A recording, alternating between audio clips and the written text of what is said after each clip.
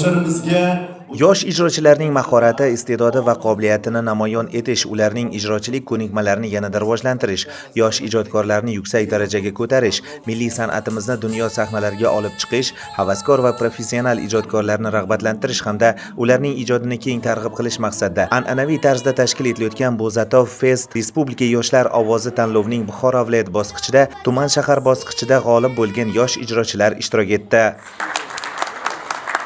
Men Xolva Mahnur 15 yosh toifasida qatnashmoqdaman. Men bu Bo'zatov musobaqasida ko'plab taassurotlar orttirdim. O'zimning raqibdoshlarim kimligini tanidim. Men qanday kamchiliklarim borligi haqida, qanday yutuqlarim borligi haqida o'zimga ko'nikma bo'ldi. Ozgina hayajon bor, baribir barchada hayajon bo'lgani kabi menda ham hayajon bo'ldi. Kumush Razzoqovaning Yomg'ir yog'di qo'shig'ini aytdim. Endi hakamlarimiz tomonidan baholanadi. Sizga birga aytgim keladi.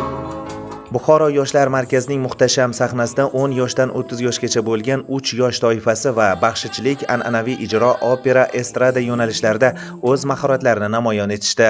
Bu kabi tanlovlar biz yoshlarga tajriba orttirishga, do'stlar orttirishga, o'z ustimizga mehnat qilib ishlash uchun juda katta bizga bu motivatsiya bu narsa.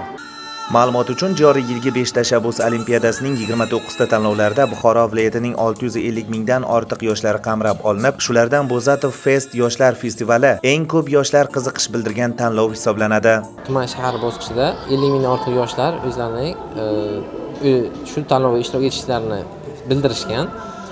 Mana bugun 13 ta tuman shaharimizdan 156 nafar yoshlarimiz o'zlarini iste'dodlarni namoyon etish uchun bu yerga yig'ilishgan. Har bir yo'nalish va yosh toifasida g'olib deb topilganlar tanlovning respublika bosqichida Buxoro viloyati sharafini himoya qilishadi. Madrahim Turdiyev, Abdulla Rajabov, Buxoro.